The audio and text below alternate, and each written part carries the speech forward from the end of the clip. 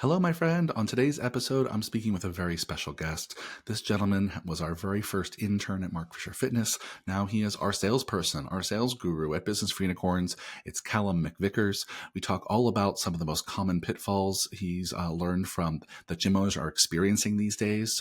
And we also take a deep dive into sales. What is a great sales process, how to cultivate a sales mindset. So if you really want to level up your sales process at your gym, this is a great episode for you. Keep on listening.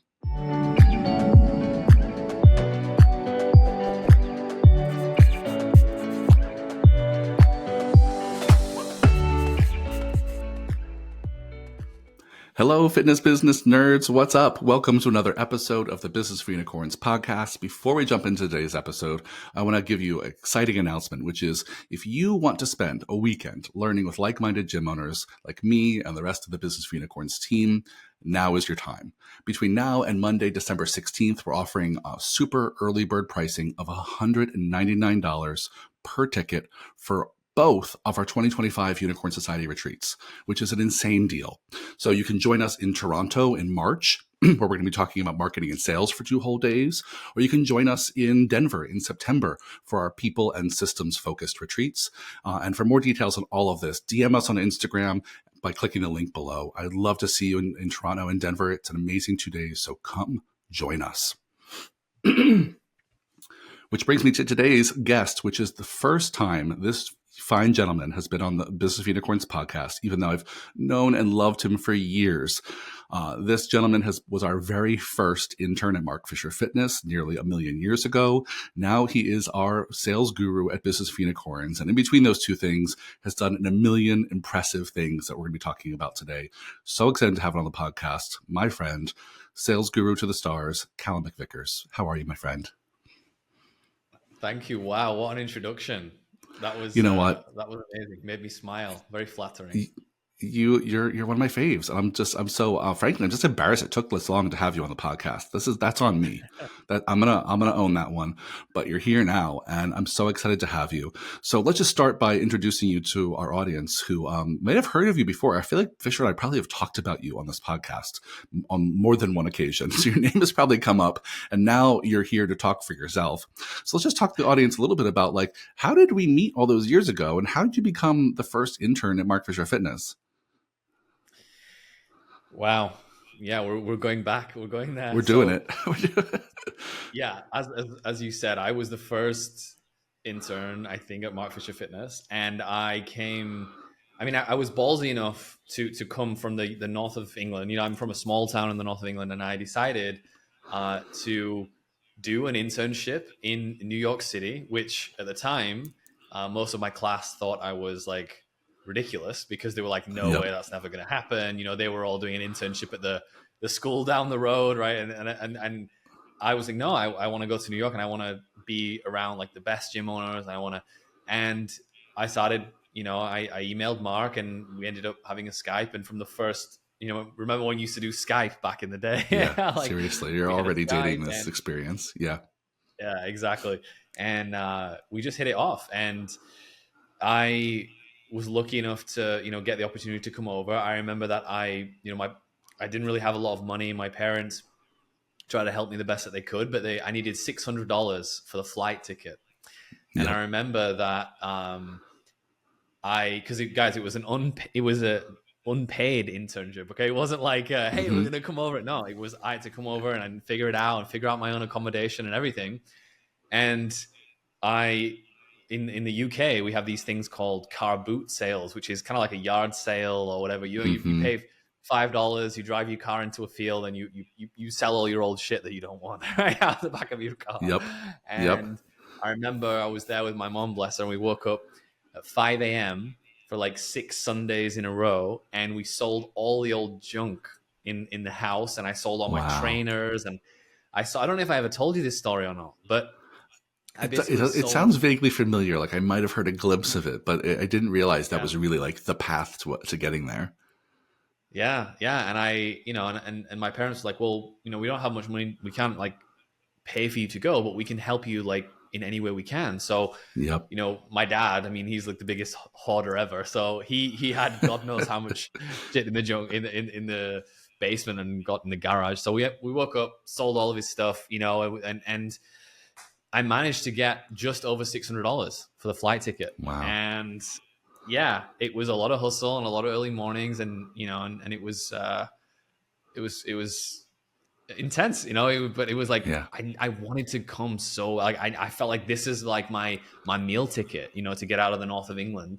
And I then went on. I was actually interrailing. I took interrailing in Europe. You buy a train ticket and you travel around the whole of Europe. Yep. And I learned a really important lesson while on that trip, because I said to my mom, like, oh, I want to go to New York and be with Mark and Michael, but I just, we've got the money for the flight, but I don't have money for accommodation. And Yep. I was like, what am I going to do about that? And I was on a train from Prague to Berlin. And I remember it was in the summer, it was super hot, and with like these carriages with like rows of like three. So there was a carriage with six Mm-hmm. people in it, basically. It was like a 6.5 hour train journey. It was really long. Wow. And Yeah. the carriage, everything was full. It was packed. It was super busy. And there was this tiny space next to me and my girlfriend at the time. And I could I was like, kind of looked at, and I saw this guy awkwardly like walking down the aisle. And I thought, oh God, there's a space here. Maybe I should. Everyone was being rude and like not letting him in, and there was probably no space. I was like, do I really? And he was he was a big dude. I was like, do I want this guy to Yeah. squash me for like the next 6 hours? And I thought, you know what? Screw it. I'm going to help this. Because I helped him with his bag, put his bag, hey man, come sit down here. And we get chatting away. It's a long train journey. And like 30 minutes later, I tell him about my dream of going to New York City. And it turns out that he's a lawyer living in New York City. And he's like, hey, let's go and have a drink tonight in Berlin. And I said, oh, great. Yeah. So we go out for a drink and I tell him more. And he says, you know what? You can stay with me. And I thought, Wow. and I really learned something on that day, which was literally, because, I'm not such a woo-woo kind of guy. But the thing is, if we look at it just like Yeah. practically, Yeah. I opened a train door for a guy. If I hadn't have opened that train door and let that guy come and sit down, I might never have gone to New York. I might never have met you and Mark. Yep. Then later worked with you guys, started my Rory Body, started, one thing led to the next. Of course. And, if you want to get that granular, really it was like life gave me an opportunity, but I Yep. still had to meet life, and I still had to meet the universe in the middle, and I still had to open the You had to door. I show still up. had to, Yeah. You yeah, had to show up. you Yep. know, and Yeah. that was a huge lesson for me. It was like, you're going to get opportunities in your life, and you're going to get opportunities, but you have to make the most, and you have to meet life halfway, and you have to put the work in, and you really do get out of life what you put in. And that was, the rest is history, so to speak. I was able to come to New York. I stayed with him for 2 weeks. And then after a couple of weeks, you guys, I still remember, you were like, you're a superstar. We want you to come back. We want you to hire you. I was still in university at the time. So Yep. as soon as I graduated university, the first thing I did was get on a plane and come back. And yeah. And then Yeah, we've worked together and many times since, and including now with you being our salesperson at Business for Unicorns, which has been only since the kind of the last handful of months, but it's been fantastic.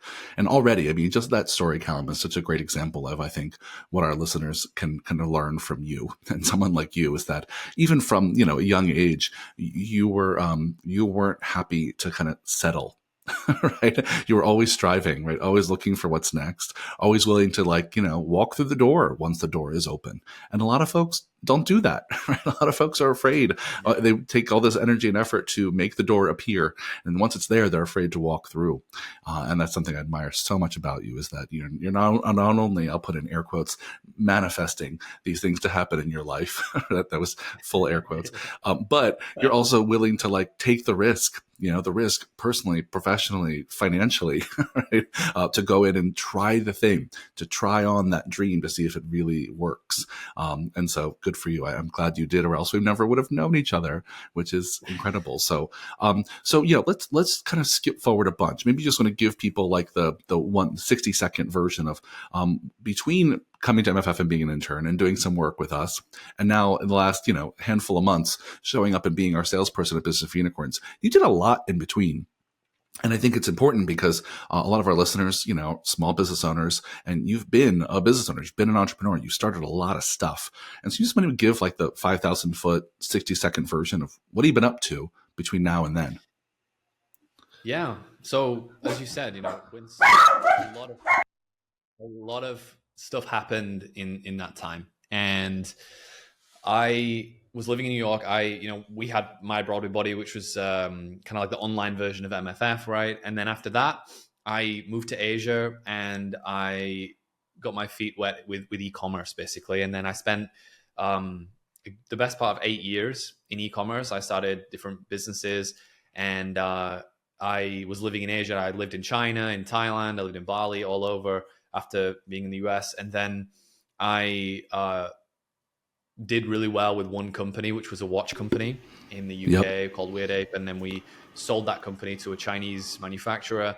And throughout that process, I was quickly learning though that like to be really good at e-commerce, the core skill sets is operations and media buying, and I wasn't great at either of those. I just kind of figured it out, and I had business partners, so I knew I was never really going to be world class at e-commerce. And I most importantly though, I just wasn't really enjoying it. So I Mm. started a coaching company, basically helping e-commerce founders, grow seven-figure businesses. And through that journey of investing in different businesses, I still own part of a business called The General Pit, which is a athleisure wear business in LA.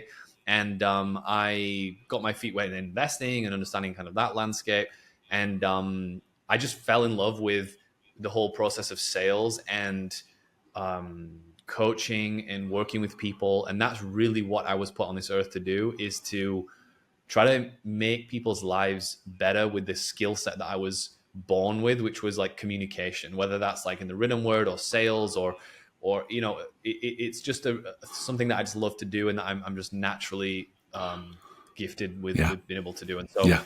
then following that, I decided to go full steam in the sales world, and I've been doing that now for on and off for 3 years. Basically, I had four. If I include my own company, I was teaching and training the sales team there. So that's been Hmm. 4 years, and then 3 years of essentially working with businesses like Business Unicorns and several other businesses where I kind of go in as a growth partner and help them to grow. Yep. Yeah. So Well, yeah. I love it. And I think you're so right. I mean, you have the gift of the gab, plus you're just really great at listening to folks, helping them understand themselves and their problems better, and helping identify, solutions based on your kind of vast experience. I mean, you have such great coaching skills, which is really what I wanted to talk about through the rest of this podcast, which is you've been talking to a lot of our community at Business for Unicorns for the last few months in sales conversations. And I wanted to kind of pick your brain about what are all the things that all the gym owners that follow us and that you talk to and wind up ultimately joining Business for Unicorns and Unicorn Society, like what do they have going on? I wanted to hear from you as someone who's got a fresh set of eyes on this avatar and on our people listening to this podcast. I want to hear from you. What are Yeah. you hearing from them that they're struggling with? What are their biggest challenges? And certainly we could talk a little bit about some of the solutions that we have available, but I wanted to hear from you, some of the things that you're noticing about the gym owner Yeah. community that we represent. So all of our listeners can, at the very least, feel heard and valued, that you're not alone. Other people are also having these issues. And two, Callum, I can point to at least some solutions to help you get started if you fall into one of these pitfalls or categories. So let's just start at a very high level. What are kind of the number one trend you see or issue you see gym owners struggling with as you've been talking to them over the last few months?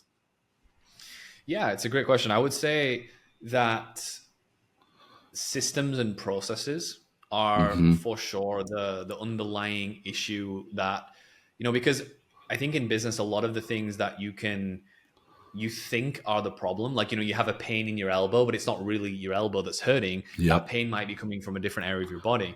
And with business it can be very similar, where you might have a marketing issue. You think you have a lead generation issue or a marketing issue, but then usually it's, well, you're not, from what I've seen at least, it's you don't have enough leads because you don't have enough time, because you don't have systems and processes. And that's what you and Mike and you and Mark have been so amazing at over the years, is developing systems and processes so that you can not just work in your business but on your business, being able to Mm-hmm. remove yourself and have great people replace you and run the well-oiled machine that you've built, and that's what I say to a lot of the gyms that we work with is, guys, like, if you want to be able to um, grow in a sustainable way, the whole business can't be relying on you.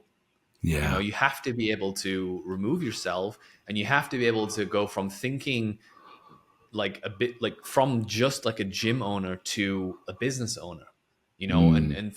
for some gym owners, that's an easy transition, and for some it's not. But it really is a different mindset shift. And I Yeah. think that's an Yeah. Well, important I piece think as you well. nailed it. I think, your elbow analogy is really spot on, because so all too often, many gym owners come to us saying, I'm not getting enough leads to grow as fast as I need to.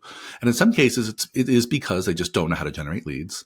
But in other cases, they really know how, but there's other stuff getting in their way. And I think you nailed the number one, is just time management. They just are not spending their time well. So they don't have enough time to spend on the lead generation things they know how to do. In other cases, it's something else entirely. Like, actually, you have the time, you know how to generate leads, but the issue is you have a crappy reputation, or you have no reviews, or you have a lot of competition, or you're not differentiated, or people do hear about you, but then they think you're a jerk, or like, there's a million other things that could be wrong, right? But I think the point is that our job is to help you get enough time so that you can actually assess what the actual real problem is. So I think time management actually comes down to is at the heart of a lot of people's challenges when it comes to leads or other things. Yeah, and I'll say this just as a little plug for Unicorn Society, is that one of the courses we recommend that everyone really start with at Unicorn Society is a time management course. We have a time management for gym owners course that helps you organize how you spend your time every day. In fact, during our 4-week onboarding in Unicorn Society, I walk people through a time management exercise to help you create your ideal weekly schedule so you have enough time to work on your business, right? So I think, you're spot on, Callum, that is a core issue that we see people come in with. And so for all of our listeners out there, if that's ringing bells for you, right, you don't have enough leads, the first question you want to ask yourself, well, how much time do I have each week to generate leads? And when I have that time, do I actually protect it and use it to generate leads? And am I clear on what my strategy is, right? If any of those things are unclear, come talk to us. Come talk to Callum, because you're not alone. That's a lot of what we help folks with. Yeah. What else? What else comes up in your conversation so far? Hmm. Yeah, I think that's definitely the main thing is systems and processes. And another thing it would be in that case, when we've identified that they have great systems and processes, they might have a marketing and a sales issue. So I also see Yeah. where they just don't really know.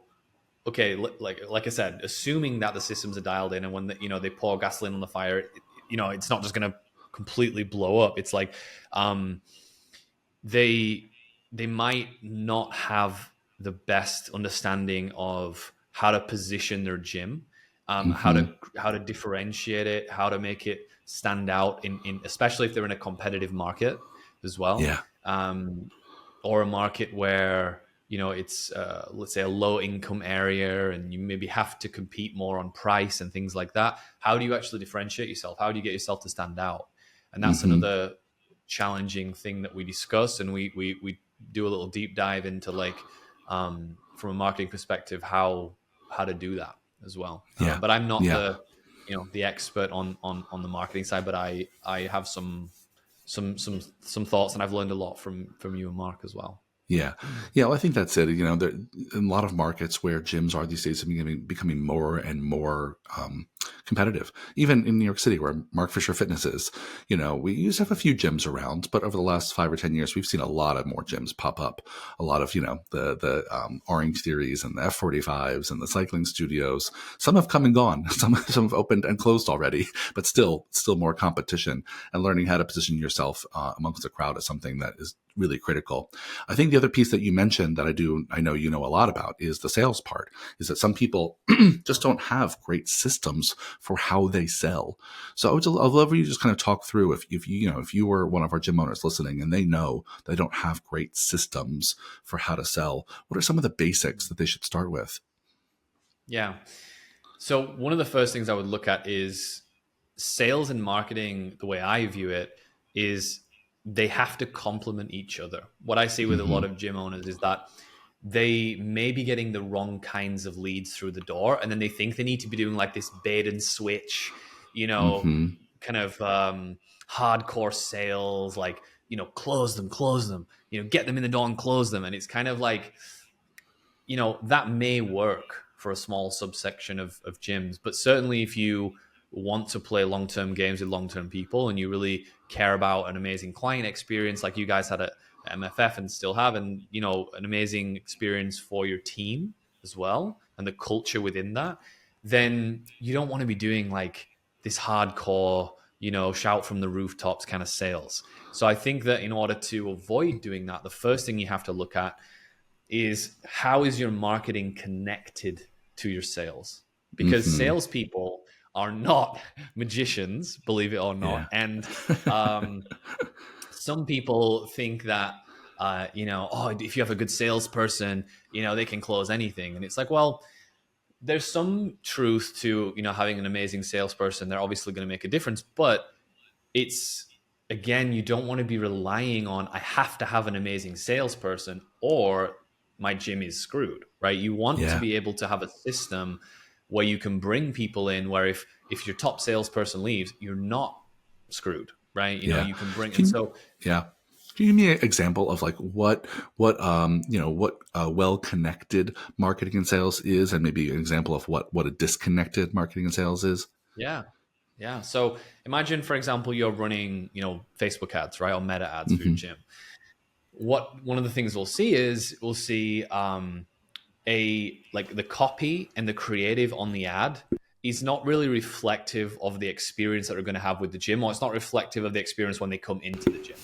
So the Yeah. first thing is have a look at your copy and have a look at your creative. Is it like, does it represent your gym well?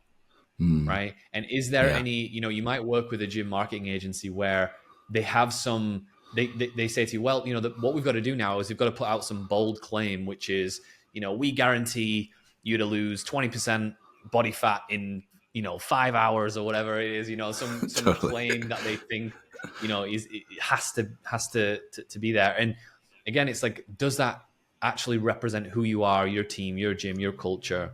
And that's the first thing. So number one is make sure the copy and the creative on Mm-hmm. your ad is reflective of your values as a gym, but it then also has to meet marketing best principles as well. Like you can't be like, well, we just love, we love the universe and we don't care about, marketing best principles, and we're just like, whatever, if these people float through our doors, great. Like obviously you need to use marketing principles, and so marry them with the values of your gym, right? So Yeah. that's the I big think piece. that's And then I think it's a great lesson for our listeners. So you have to do good marketing that has to be sticky, has to get people's attention right away. It has to speak to your avatar, right? These are like some of the best practices, and there has to be consistency with that thing you're putting out in that ad and the experience they're going to have talking to your salesperson and the experience they're going to have during their trial, right? If you don't have that consistency throughout the experience,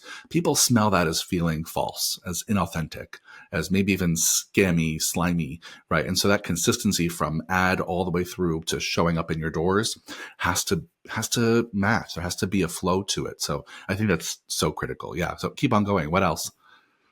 Yeah, so I would say that, let's say you have that in place, then, you're getting the right kind of leads in the door. And then when you're getting the right Mm-hmm. kind of leads in, then it's about having two parts of a sales conversation. The first is, what you might call the discovery. What I Mm-hmm. prefer to say is, again, marketers ruin everything, right? So we always have to have some name for Of exactly what it course. is. And I Yep. just call it listening to people. How about that? So the Mm-hmm. first thing is you don't throw your agenda down the prospect's face, and you don't try to say, oh, this is we're the best and this is why you need to look at. You just have to really understand what are their pain points and what are their problems, and really listen to what they're saying. And once you understand that, then you can ask questions that are actually effective. Okay. So Mm-hmm. that's the first thing, right? And not only are they going to then feel like, wow, this person really cares about me and this person wants what's best for me, they're not just trying to sell me a membership, but they're then more likely to sign up, right? So you have this first place, which is, listen, take notes, really understand the person. Then the second portion of that is have a great offer to sell. Don't have something that is just not very interesting and you've not really researched the market. You don't know what your competitors are doing, and you're trying to sell something that either you think is a good idea or it's just some like off the cuff kind of fitness solution. Really think about what's a good offer. What would a good offer look like in my marketplace? And so if you're Mm-hmm. able to listen to people, understand what they're paying, and then have a great offer, you don't need all of this like crazy sales, objection handling, and all this kind of mumbo jumbo stuff, and like um you can have this kind of grease slide that people just Mm-hmm. slide down as soon as they come through the door. And they don't even know they're sliding down it. It just feels fun the whole way until Totally. they've got their credit card out and they're signing up. Yeah. And that's the kind of experience that I love and would recommend any gym owner to try to create. Yeah. Well, I think what's so great about that, Callum, is that if you start from a place where your ads are authentically representing the kind of experience that you can create for people, the kind of results you can create for people, the kind of environment, culture, values that you have at your gym, and that resonates with people, and they get on the call and talk to someone like you who genuinely listens to them and offer something to get started that aligns with all those values and vibes and results that they saw in the ad, right? Then you're right. This feels like just a really fun, kind of slippery slide that they're falling down, that they enjoy every step of the way, that there doesn't have to be any arm wrestling and, objection handling if those things are all aligned. And listen, there's going to be, I'm sure in some cases, cold feet and things, which is normal in a sales process, and a good salesperson will help people overcome those barriers and get people out of their own way to making progress, right? That's part of sales too. And you don't need to do, like you said, any bait and switch or any sort of, shady stuff if you have alignment throughout your whole process like that. I think it's so smart. Yeah. And anything else about the sales process that gym owners you see often kind of are missing or get wrong? I mean, I would say that though, that I like, for me, when I think about sales, I like to think about leverage, and I like to think about, Mm, to touch on that analogy that we were talking about there. A lot of people, they think that sales is like pushing a boulder up a hill, but mm, sales done correctly is like sliding down a grease slide, right? Yes, yeah. you're going to have bumps along the slide, right? That you're going to have to kind of work around, but the momentum is going down and Hmm. people are moving down.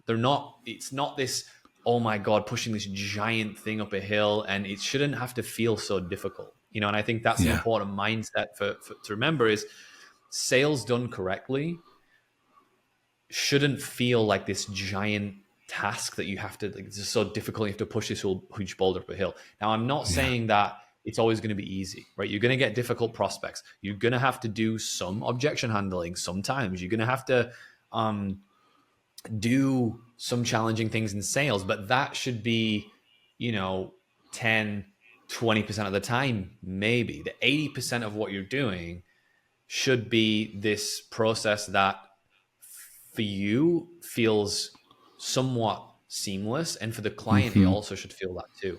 And I Yeah. think that's more Yeah. of a mindset shift I was going to say the around exact your same thing. belief. Is right.